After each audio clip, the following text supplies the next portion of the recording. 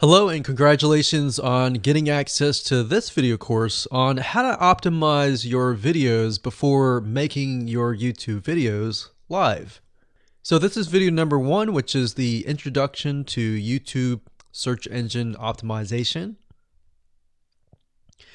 So I want to first start out by saying the goal is to focus on doing the right amount of keyword research and video file automation before actually uploading any of it to YouTube. So essentially this is all about what most people forget about doing before making their YouTube video live.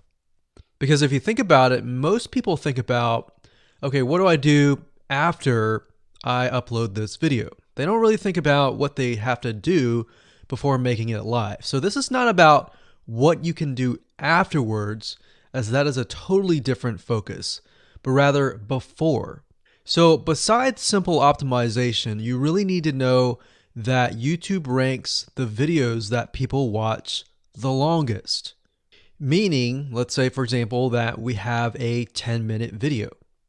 YouTube looks at that video.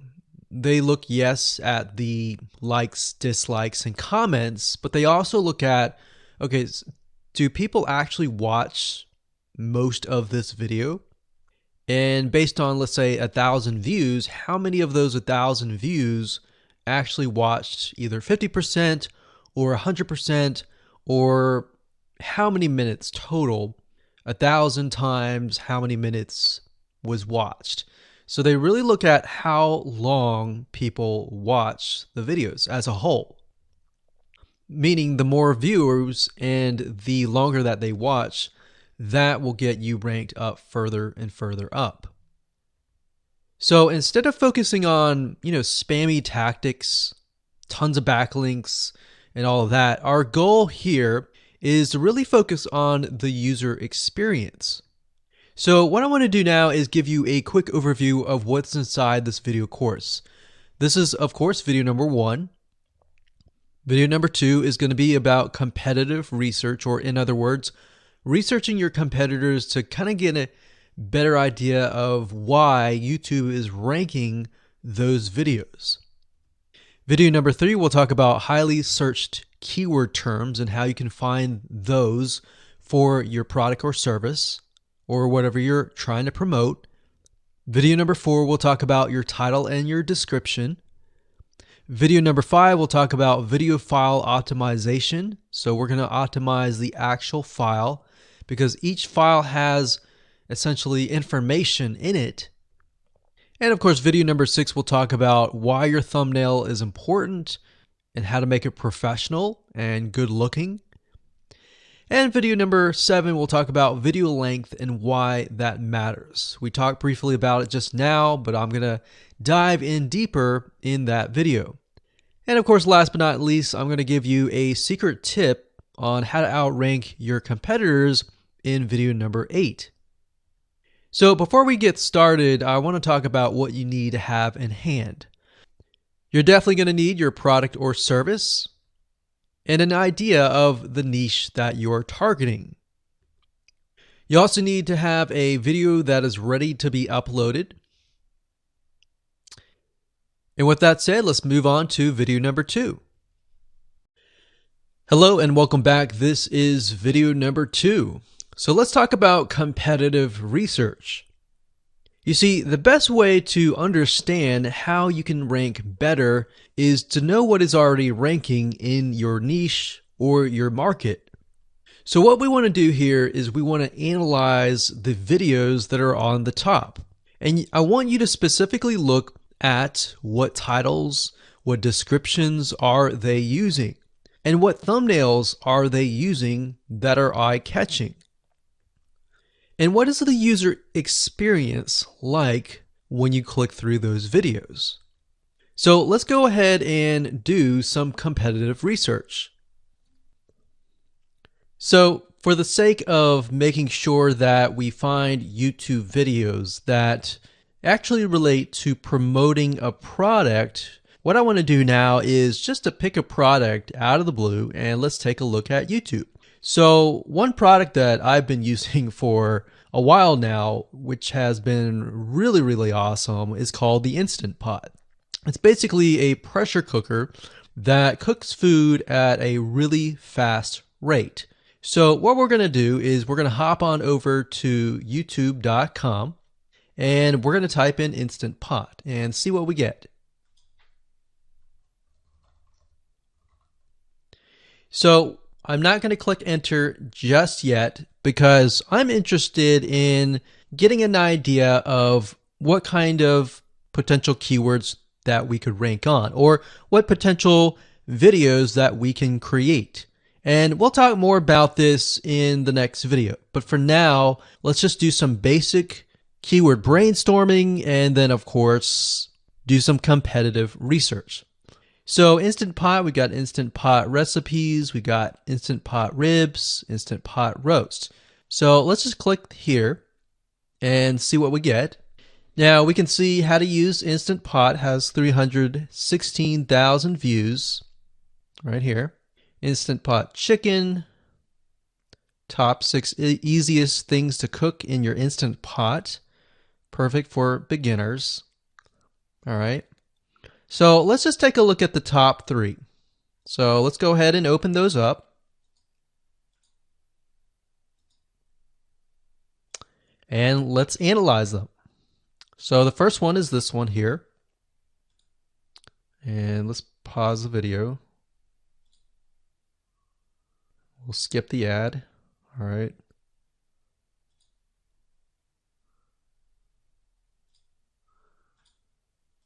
Okay, so how to use the Instant Pot 101 for beginners. So if we think about the type of audience that the Instant Pot attracts, it attracts somebody who has a busy life, who may be a beginner at cooking and just wants a quick and easy meal done fast. So we can see that. So one thing that I like to do is I like to copy the titles to Notepad. Just kind of get an idea of what we're dealing with. So that's the title. Looks like she's promoting an Amazon affiliate link. We can see that here, Amazon.to. We've got Instant Pot hacks, Instant Pot yogurt, and all that. So what she's doing, it's very funny, but she may not realize she's doing this, but what she's using is a method called siloing. And she's basically telling YouTube, hey, not only do I have this video on Instant Pot, I've got Instant Pot hacks, yogurt, recipes, and other recipes. So let's just copy that in here. So that's video number 1. So we're going to rank it from video 1, video 2, and video 3. Let's scroll down a bit. We've got 373 comments. I will say when it comes to YouTube, they're looking for engagement. So comments is good, likes are good, even dislikes are good as well. Even though dislikes are bad from a human standpoint, it tells YouTube that there is engagement. All right. So sometimes we're going to be able to view, we can't do it here, but sometimes you'll actually be able to view more data. But for now, you can't hear. Now, we can actually dig deeper if we want to. So let's just take a look at Natural Brittany's YouTube channel. Because when you're doing competitive research on YouTube, it's not just that particular video. It's actually the whole YouTube channel as a whole. The authority that that channel holds. So she has 116,000 subscribers. Click on the videos. She has a good amount of videos that talk about anything, looks like from cooking, from budgeting, from grocery, a lot of very similar videos. So let's scroll down. And now let's go ahead and take a look at the second highest ranking video. So if we go back over to here, and this is the Instant Pot chicken, cook with me, meal planning, meal prepping, Sunday setup. So let's go here, take a look.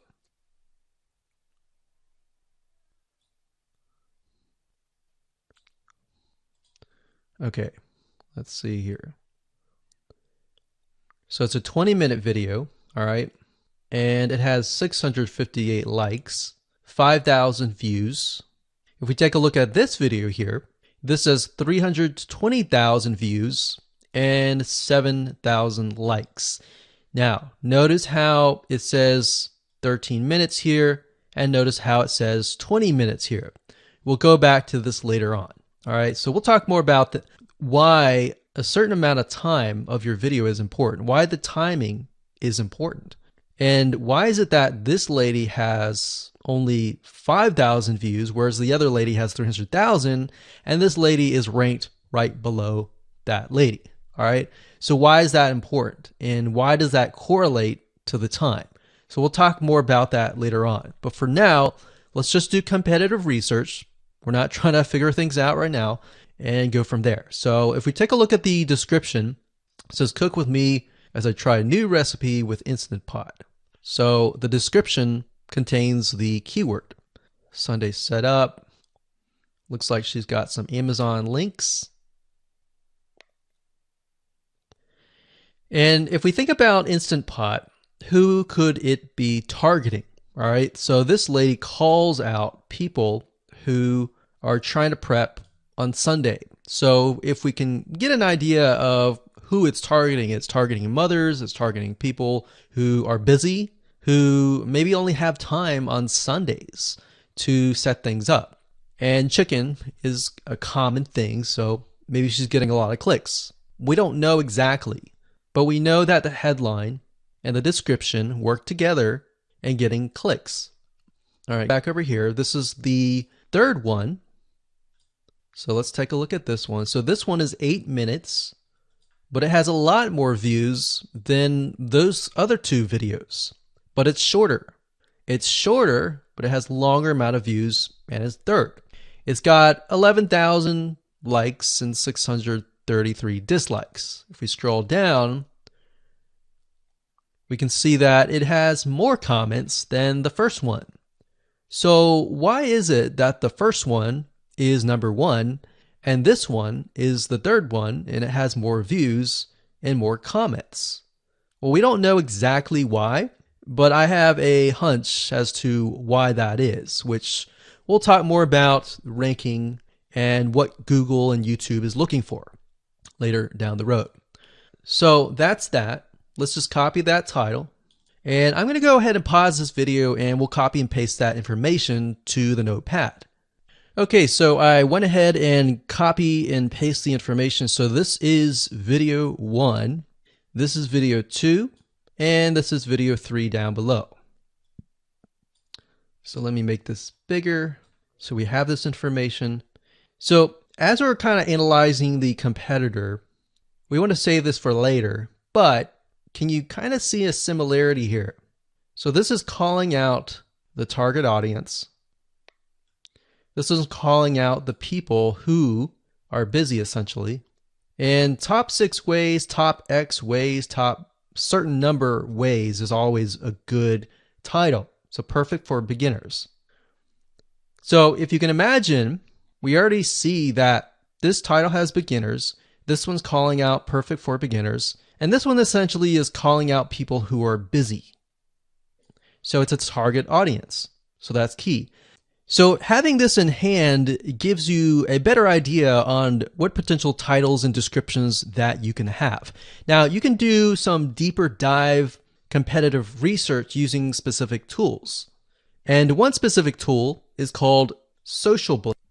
So that's socialblade.com, as you can see here. And I like to use this to kind of get a better idea of the YouTube channel as a whole. Because what you're trying to figure out is, did this person rank because their channel as a whole has a lot of traffic? Or did this person rank simply because of the titles and the description? So there's many factors that come involved, but let's take a look at Naturally Brittany. So let's go ahead and copy this. And you basically want to come here and type in the username of the YouTube channel. So we'll go ahead and click this here. Okay, so we can see here that this is Naturally Brittany, 116,000 subscribers. She's got 19 million video views. So that kind of gives us an idea of how easy it is to break through. Is it easy? Is it going to take a little bit work or what? So let's just go ahead and open her up, and let's do the same thing with the other videos. So this one is marriage and motherhood. We got that here. So she has 7 million video views. So it's about half of what we saw earlier. And this one is called Six Sisters Stuff. And this one has about 9 million video views.